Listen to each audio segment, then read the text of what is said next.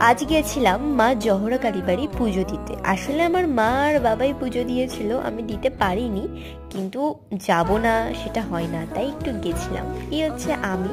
আর গিয়েই দেখি মন্দিরের সামনে যে জায়গাটা, সেই জায়গাটায় না কয়েকটা বাচ্চা র্যাকেট খেলছে।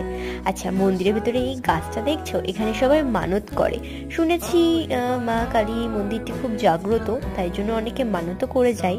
তবে আমি বিশ্বাস করি প্রত্যেকটা মন্দিরেরই মা কালী জাগ্রত।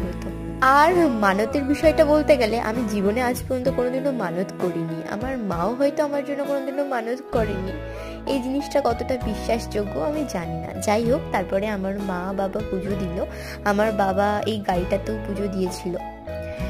আর সব শেষে এই ডগিটা যেন সারাক্ষণ মন্দিরে বসেছিল, তাই পুজো দেওয়ার শেষে মা বলল ওকে একটু খেতে দিয়ে ওকে একটা বিস্কুট কিনে দিলাম, যদিও ওটা ও কিন্তু পুরোটা খেয়েছিল খুব তাড়াতাড়ি।